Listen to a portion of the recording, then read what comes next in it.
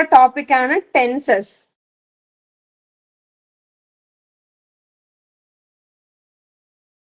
അപ്പം എല്ലാവർക്കും അറിയാം ടെൻസസ് എന്താണ്. ടെൻസസ് 3 തരത്തിലുണ്ട്.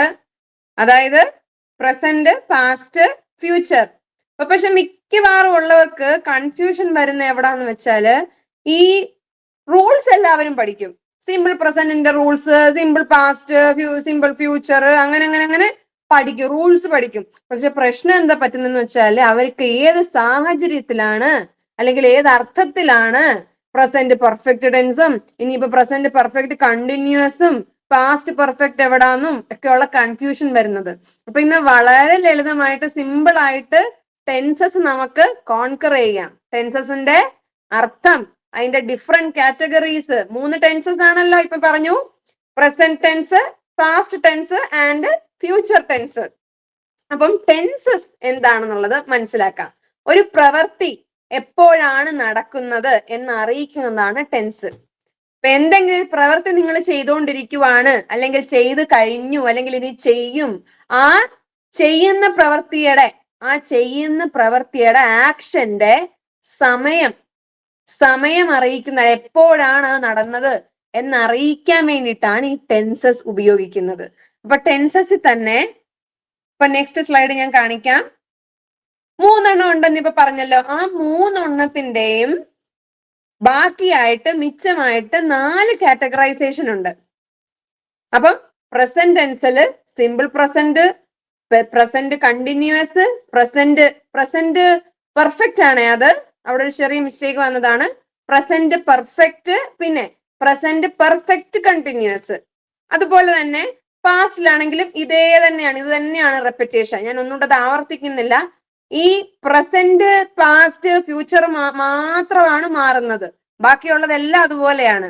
കണ്ടിന്യൂസും പെർഫെക്റ്റും പെർഫെക്റ്റ് കണ്ടിന്യൂസും എല്ലാം ഒരുപോലെയാണ്. സോ ഓരോന്നിന്റെയും റൂളും അതുപോലെ തന്നെ എവിടെയാണ് ഉപയോഗിക്കുന്നത്, ഏത് സാഹചര്യത്തിലാണ്, അർത്ഥം എന്താണെന്ന് മനസ്സിലാക്കാം. പ്രസന്റ് ടെൻസ് എന്ന് പറയുമ്പോൾ ഇപ്പോഴത്തെ സമയത്തിനാണ് പ്രസന്റ്. നമ്മൾ പറയത്തില്ലേ മെന്റലി പ്രസന്റ് ആയിരിക്കണം. അപ്പം ഇപ്പോഴത്തെ സമയം, നിലവിലുള്ള സമയത്തിനാണ് നമ്മൾ പ്രസന്റ് ടെൻസ് പറയുന്നത്. അപ്പൊ സിമ്പിൾ പ്രസന്റ് ടെൻസ് എവിടെയാണ് ഉപയോഗിക്കുന്നത്? ആദ്യം നമുക്ക് അർത്ഥം നോക്കാം, എന്നിട്ട് നമുക്ക് റൂള് നോക്കാം. അപ്പൊ സിമ്പിൾ പ്രസന്റ് ടെൻസ് ഉപയോഗിക്കുന്നത് ഡെയിലി ആക്ഷൻസ്, അതുപോലെ അല്ലെങ്കിൽ ഹാബിറ്റ്സ്, നമ്മുടെ ശീലങ്ങള്, അല്ലെങ്കിൽ ദൈനംദിന പ്രവർത്തികള്, അല്ലെങ്കിൽ എന്തെങ്കിലും ഫാക്ട്സ് പറയാൻ വേണ്ടിയിട്ടാണ്. ഫാക്ട് എന്ന് പറയുമ്പോ ഇപ്പോ the sun rises in the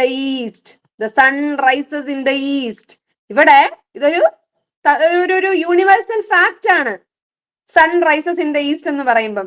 അപ്പൊ ഞാൻ ഈ സെന്റൻസിനെ സിമ്പിൾ പ്രസന്റിനാണ് എഴുതിയേക്കുന്നത്. അപ്പൊ അതിന്റെ ഫോർമുല എന്താണ്? സബ്ജക്റ്റ്. നിങ്ങൾ ആരെ പറ്റിയാണോ പറയുന്നത് ആ സബ്ജക്റ്റ്, പിന്നെ verb 1, subject plus verb 1. Sun rises in the east. പിന്നെ നിങ്ങൾക്ക് ഇതറിയാമോ? ഇത് ബേസിക് ആണ്. SOES എവിടെയാണ് ആഡ് ചെയ്യേണ്ടതെന്ന്? സൺ റൈസസ് എന്ന് എന്തുകൊണ്ടാണ് എഴുതിയത്? സൺ റൈസ് എന്ന് എന്തുകൊണ്ടാണ് ഞാൻ എഴുതാഞ്ഞത്? സബ്ജക്ട് സിംഗുലർ ആണെങ്കിൽ വെർബ് പ്ലൂറൽ ആയിരിക്കും. സബ്ജക്ട് നമ്മളുടെ ഇവിടെ ഈ ഒരു സെന്റൻസ് നിങ്ങൾ നോക്കിയേ, ഞാൻ പറയുന്നത് നിങ്ങൾ കേക്ക്. Sun rises in the east, sun എന്നുള്ളതാണ് നമ്മുടെ സബ്ജക്ട്. ആ സബ്ജക്ട് സിംഗുലർ ആണ്, ഒറ്റ സണ്ണല്ലേ ഉള്ളു, SUN സൺ. അപ്പം സബ്ജക്ട് സിംഗുലർ ആണെങ്കിൽ വെർബ് പ്ലൂറൽ ആയിരിക്കും. സബ്ജക്ട് സിംഗുലർ ആണെങ്കിൽ വെർബ് പ്ലൂറൽ ആയിരിക്കും. ഇനിയിപ്പോ ഞാൻ ഒരു പ്ലൂറൽ ആയിട്ടുള്ള ഒരു സബ്ജക്റ്റ് ആണ് പറയുന്നത്. ദേ എന്ന് പറയുമ്പോ അവര്, ദേ. അപ്പം they rise in the morning എന്നാണ് ഞാൻ പറയുന്നത്. ഇവിടെ എന്തുകൊണ്ടാണ് ഞാൻ റൈസസ് ഉപയോഗിക്കാഞ്ഞത്? RISES റൈസസ് ഉപയോഗിക്കാഞ്ഞത്? കാരണം ഓപ്പോസിറ്റ് അട്രാക്ഷൻ, ആ ലോ ആണ് ഇവിടെ അപ്ലൈ ചെയ്യുന്നത്. ഓപ്പോസിറ്റ് അട്രാക്ട്, അതായത് സബ്ജക്ട് സിംഗുലർ ആണെങ്കിൽ വെർബ് പ്ലൂറൽ ആണ്, ഇനി സബ്ജക്ട് പ്ലൂറൽ ആണെങ്കിൽ വെർബ് സിംഗുലർ ആണ്. ഇവിടെ they rise in the morning എന്ന് പറയുന്നതിൽ, ഈ സെന്റൻസിൽ ദേ പ്ലൂറൽ ആണ്, സബ്ജക്ട് പ്ലൂറൽ ആണ്, അതുകൊണ്ട് വെർബ് സിംഗുലർ ആയിരിക്കും, റൈസ്.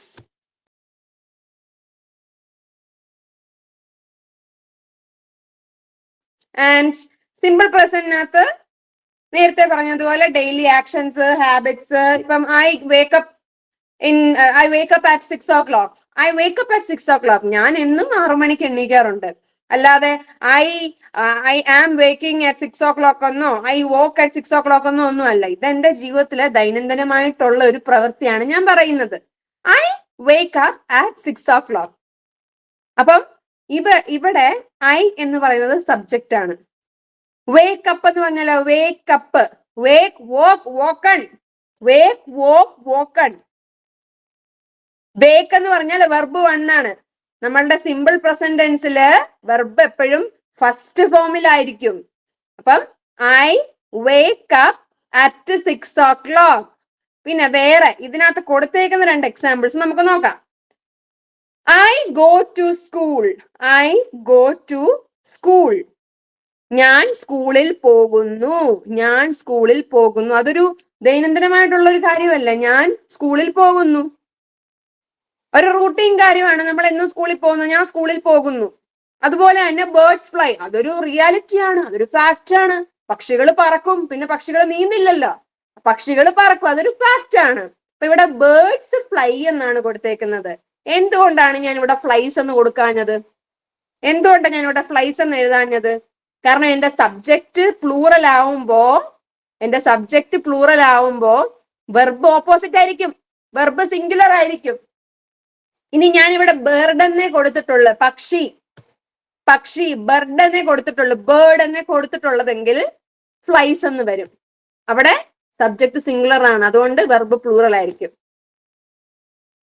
ഓക്കെ, അപ്പൊ സിമ്പിൾ പ്രസന്റ് ടെൻസ് നമ്മൾ യൂസ്ഡ് ഫോർ ഡെയിലി ആക്ഷൻസ്, അതുപോലെ തന്നെ ഹാബിറ്റ്സ്, ഫാക്ട്സ്, നിത്യപ്രവർത്തികൾ, നിത്യവൃത്തികൾ, അതുപോലെ തന്നെ സ്വഭാവങ്ങൾ. ഓക്കെ, സത്യങ്ങൾക്കായി ഉപയോഗിക്കുന്നു. സത്യങ്ങൾക്കായി എന്ന് വെച്ചാല് ഫാക്ട്സ്, യൂണിവേഴ്സൽ ഫാക്ട്സ്. പിന്നെ പ്രസന്റ് കണ്ടിന്യൂവസ്. പ്രസന്റ് കണ്ടിന്യൂസ് എന്ന് പറയുമ്പോൾ ഇപ്പോൾ നടക്കുന്ന പ്രവൃത്തി, നിലവിൽ നടന്നുകൊണ്ടേയിരിക്കുന്ന ഒരു പ്രവൃത്തിക്കാണ് നമ്മൾ പ്രസന്റ് കണ്ടിന്യൂവസ് ടെൻസ് പറയുന്നത്.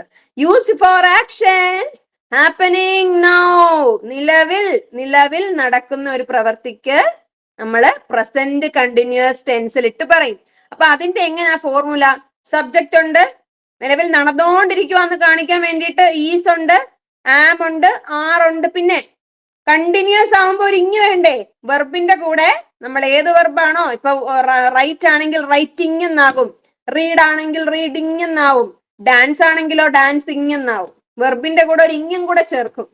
അപ്പം ഈ ഈസ്, ആം, ആർ എവിടെയാണ് ഉപയോഗിക്കുന്നത് കൃത്യമായിട്ട് കേൾക്കുക. നോട്ട്സ് നിങ്ങൾ മെയിൻറ്റെയിൻ ചെയ്യണം. അതുകൊണ്ടാണ് കേൾക്കേണ്ടത് അത്യാവശ്യമെന്ന് പറയുന്നത്. ഈസ് നമ്മള് എവിടെയാണ് യൂസ് ചെയ്യുന്നത്?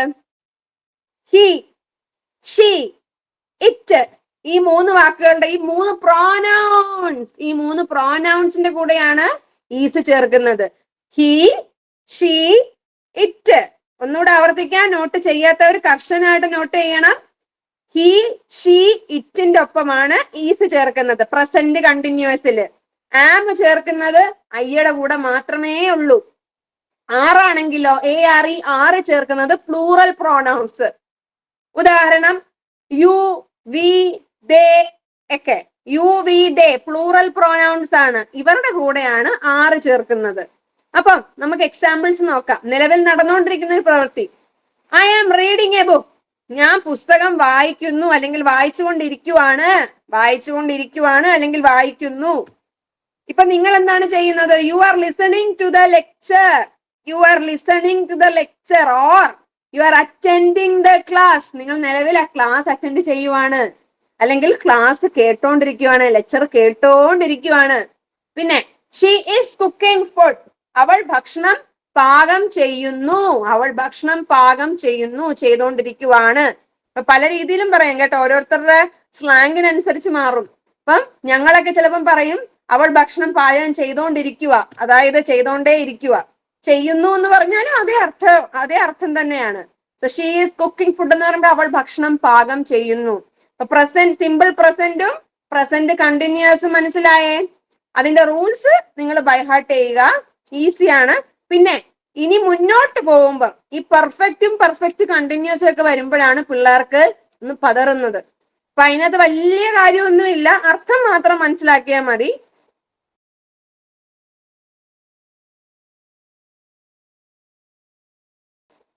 Along with the rule. So confusion കാണത്തില്ല. ഇനി അടുത്തത് മെയിൻ ആയിട്ടുള്ളത്, മറ്റേത് രണ്ടും കമ്പാരിറ്റീവ്ലി എളുപ്പമായിരുന്നു, സിമ്പിൾ പ്രസന്റും പ്രസന്റ് പെർഫെക്റ്റും, സോറി പ്രസന്റ് കണ്ടിന്യൂസും. ഇനിയാണ് പ്രസന്റ് പെർഫെക്റ്റ്. പ്രസന്റ് പെർഫെക്റ്റ്, ഈ പെർഫെക്റ്റ് ടെൻസിന് ഒരു പ്രത്യേകത ഉണ്ട്. എന്താണെന്നറിയാവോ? ഈ പെർഫെക്റ്റ് ടെൻസുകളിൽ വെർബ് എപ്പോഴും തേർഡ് ഫോമിലായിരിക്കും. വെർബ് എപ്പോഴും തേർഡ് ഫോമിലായിരിക്കും. ഇപ്പം സ്ലീപ്പ് ആണെങ്കിൽ സ്ലെപ്റ്റ് ആണ്, മീറ്റ് ആണെങ്കിൽ MEET, മീറ്റ് കണ്ടുമുട്ടുക, മീറ്റ് ആണെങ്കിൽ മെറ്റ് ആകും. പിന്നെ ഡ്രിങ്ക് ആണെങ്കിലോ drink drank drunken, drink drank drunken. അപ്പം തേർഡ് ഫോമിലായിരിക്കും. Write, wrote, written. ആ വെർബ് ഫോംസ് നിങ്ങൾ മനസ്സിലാക്കി വെക്കുക. ഓക്കെ, അറ്റ്ലീസ്റ്റ് ബേസിക് ആയിട്ടുള്ള വെർബിന്റെ എങ്കിലും റൈറ്റ്, മെറ്റ്, അതുപോലെ തന്നെ ബ്ലോ, ബ്ലോ ഊതുക, blow, blow, blew, blown, glow മിനുങ്ങുക, lustre like illumination, glow, glow, glown, glown, glow, glew, glown എന്നല്ല കേട്ടോ, ഗ്ലോ, ഗ്ലോൺ, ഗ്ലോൺ, അങ്ങനെയാണ്. അപ്പം ആ 3 ഫോംസ് നിങ്ങൾ എല്ലാത്തിന്റെയും റൂട്ട് വേർഡ് മനസ്സിലാക്കി വെക്കുക. ആൻഡ് പെർഫെക്റ്റ് ടെൻസിൽ നേരത്തെ പറഞ്ഞതുപോലെ തന്നെ വെർബ് എപ്പോഴും തേർഡ് ഫോമിലായിരിക്കും. ഇനി പ്രസന്റിനെ പറ്റി മാത്രം നമ്മൾ സംസാരിക്കുമ്പോഴാണ് ഹാസ് അല്ലെങ്കിൽ ഹാവ് ചേർക്കുന്നത്. പ്രസന്റ് ടെൻസിൽ നിലവിലുള്ള കാര്യങ്ങളെ പറ്റി പറയുമ്പോൾ നമ്മൾ ഹാഡ് ചേർക്കത്തില്ല. ഹാസും ഹാവും ചേർക്കുന്നത് പ്രസന്റ് പെർഫെക്റ്റ് ടെൻസിൽ മാത്രമാണ്. ഇനി ആദ്യം നമുക്ക് നോക്കാം. ഹാസ് എന്തിന്റെ കൂടെയാണ് ചേർക്കുന്നത്? He, she, it. He, she, it. ഇന്നലെ ഞാൻ നിങ്ങൾക്ക് ഒരു ചെറിയൊരു ബോക്സിനകത്ത് പറഞ്ഞു തന്നിട്ടുണ്ടായി. ഹി, ഷീ, ഇറ്റ് സിംഗുലർ പ്രോനൗൺസിന്റെ കൂടെയാണ് ഹാസ് ചേർക്കുന്നത്. അതുപോലെ തന്നെ പ്ലൂറൽ പ്രോനൗൺസിന്റെ കൂടെ, പ്ലൂറൽ പ്രോനൗൺസ് എന്ന് പറയുമ്പോൾ ദേ, യു, വി, പിന്നെ ഐ സ്പെഷ്യൽ കേസ് ആണ്, ഐയും കൂടെ നമ്മൾ ഇൻക്ലൂഡ് ചെയ്യും. ഈ പറഞ്ഞവയുടെ കൂടെ ഹാവ് ആണ് ചേർക്കുന്നത്. ഇനി പ്രസന്റ് പെർഫെക്റ്റ് ടെൻസ് എപ്പോഴാണ് നമ്മൾ ഉപയോഗിക്കേണ്ടത്? ഏത് സാഹചര്യത്തിലാണ് ഈ പ്രസന്റ് പെർഫെക്റ്റിൽ ഒരു സെന്റൻസ് ഹാസും ഹാവും വെർബ് 3 ഒക്കെ വെച്ച് ഒരു സെന്റൻസ് നമ്മൾ എഴുതേണ്ടതെന്ന് നോക്കാം, അല്ലെങ്കിൽ പറയേണ്ട ഏത് സാഹചര്യത്തിലാണെന്ന് നോക്കാം. So just listen carefully. Used for actions just completed or with present effect. ഇപ്പോൾ മാത്രമേ പൂർത്തിയായ ഒരു പ്രവൃത്തിക്ക്. ഫോർ എക്സാമ്പിൾ നമുക്ക് നോക്കാം. I have finished my homework. ഞാൻ എന്റെ ഹോംവർക്ക് പൂർത്തിയാക്കി, ഇപ്പൊ പൂർത്തിയാക്കി കഴിഞ്ഞതേ ഉള്ളൂ. He has gone to market. അവൻ മാർക്കറ്റിലേക്ക് പോയിരിക്കുന്നു. അവൻ എത്തിയിട്ടില്ല, അവൻ പോയിരിക്കുന്നതേ ഉള്ളൂ. He has gone to market. He has gone to market. ഹിയുടെ കൂടെ ഇവിടെ ഹാസ് ആണ്, ഐയുടെ കൂടെയോ ഹാവ് ആണ്. അപ്പൊ അതുകൊണ്ട് ജസ്റ്റ് കംപ്ലീറ്റ് ആയ, അവൻ ഇപ്പൊ മാർക്കറ്റിൽ പോയിട്ടേ ഉള്ളൂ എന്ന് പറയുന്നത് എന്താണ്? He has gone to market എന്നാണ് അർത്ഥം വരുന്നത്. അതുപോലെ തന്നെ ഞാൻ ഇപ്പൊ എന്റെ ഹോംവർക്ക് ചെയ്ത് തീർത്തേ ഉള്ളൂ എന്നൊരർത്ഥം വരുവാണെങ്കിലോ just completed or with present effect. Present effect എന്ന് പറഞ്ഞാൽ മറ്റൊന്നുമല്ല, ഇപ്പൊ കഴിഞ്ഞ ഒരു പ്രവൃത്തി അല്ലെങ്കിൽ നിലവിലത്തെ സാഹചര്യത്തിൽ എന്തെങ്കിലും റെലവൻസ് ഉള്ള ഒരു കാര്യം, അതിന്റെ കൂടെയാണ് ഹാസോ ഹാവോ ചേർക്കുന്നത്. പിന്നെ I have completed my graduation എന്ന് പറഞ്ഞാലോ ഇപ്പോ ഞാൻ എന്റെ ഗ്രാജുവേഷൻ കംപ്ലീറ്റ് ചെയ്ത് കഴിഞ്ഞു. ഇപ്പോ എന്ന് പറഞ്ഞാൽ ഇപ്പോഴല്ല, മൊമെന്റിലല്ല, അടുത്തിടയ്ക്ക്, ചൂടാറിയിട്ടില്ല. റീസെന്റ്ലി, ഓഫ് ലേറ്റ്, റീസെന്റ് ആയിട്ട്, അടുത്തിടയ്ക്ക് എന്നതാണ് അതിന്റെ അർത്ഥം. പിന്നെ ഹാവ് വേറെ ഇടത്ത് ഉപയോഗിക്കാം. ഫോർ എക്സാമ്പിൾ, നിങ്ങളുടെ കയ്യിൽ എന്തെങ്കിലും ഉണ്ട്, ഐ ഹാവ് എ ബുക്ക്. നിങ്ങളുടെ കയ്യിൽ ഒരു ബുക്ക് ഉണ്ടെങ്കിൽ ഐ ഹാവ് എ ബുക്ക്, അത് പൊസഷന് വേണ്ടിയിട്ട്. ഐ ഹാവ് എ ബുക്ക് ഒരു പൊസഷൻ ആണ് കാണിക്കുന്നത്. ഐ ഹാവ് എ കാർ, അപ്പൊ അതിന്റെ ഒരു പൊസഷൻ ആണ് കാണിക്കുന്നത്. ഇവിടെ ടെൻസ് ആണ്. അപ്പൊ ടെൻസിൽ ഇത്രയും മാത്രം ഫോക്കസ് ചെയ്താൽ മതി. പ്രസന്റ് പെർഫെക്റ്റ് ടെൻസ് നമ്മൾ ജസ്റ്റ് കംപ്ലീറ്റഡ് ആക്ഷൻ അല്ലെങ്കിൽ നിലവിൽ എന്തെങ്കിലും ഉപയോഗമുള്ള ഒരു കാര്യത്തിന് വേണ്ടിയിട്ടാണ് നമ്മൾ ഹാവ് പറയുന്നത്. ഇപ്പൊ നിങ്ങളൊരു ഇന്റർവ്യൂവിന് പോവുകയാണ്, ഉദാഹരണം പറയുവാണ്, ഒരു സിറ്റുവേഷൻ, നിങ്ങളൊരു ഇന്റർവ്യൂവിന് പോവുകയാണ്, നിങ്ങളുടെ ക്വാളിഫിക്കേഷൻ എന്താന്ന് ആരെങ്കിലും ചോദിച്ചാല് നിങ്ങൾ എന്തു പറയും? ഐ ഹാവ് എ ഡിപ്ലോമ അല്ലെങ്കിൽ ഡിഗ്രി. അപ്പൊ അവിടെ പ്രസന്റ് എഫക്റ്റ് ആണ്. നിങ്ങൾ നേരത്തെ ചെയ്ത് തീർത്ത എന്തോ ഒരു പ്രവൃത്തി, നിങ്ങൾ നേരത്തെ ചെയ്ത് തീർത്ത എന്തോ ഒരു പ്രവൃത്തിക്ക് നിങ്ങളുടെ വർത്തമാനത്തിലൊരു, നിങ്ങളുടെ വർത്തമാനകാലത്ത്, നിങ്ങളുടെ പ്രസന്റിൽ ഒരു ഹോൾഡ് ഉണ്ട്, നിങ്ങളുടെ പ്രസന്റിൽ ഒരു ഇമ്പോർട്ടൻസ് ഉണ്ട്. അതിനാണ് ഈ പ്രസന്റ് ഇഫക്റ്റ് എന്ന് പറയുന്നത്. I have completed my graduation, I have completed my diploma. Diploma ചിലപ്പം ചെയ്തു കഴിഞ്ഞത് കുറച്ച് വർഷം മുമ്പായിരിക്കും. പക്ഷെ എന്റെ ഇപ്പോഴത്തെ, ഞാൻ ഒരു ഇന്റർവ്യൂ കൊടുക്കുമ്പം എന്റെ ആ സാഹചര്യത്തില് ഞാൻ പണ്ട് ചെയ്ത ഏതോ ആ കാര്യത്തിന് എന്റെ പ്രസന്റിൽ ഇഫക്റ്റ് ഉണ്ട്, എന്റെ പ്രസന്റിൽ അത് ഇമ്പോർട്ടൻസ് ഉണ്ട്. അപ്പോഴാണ് നമ്മള് പ്രസന്റ് പെർഫെക്റ്റ് ടെൻസ് ചേർത്ത് പറയുന്നത്.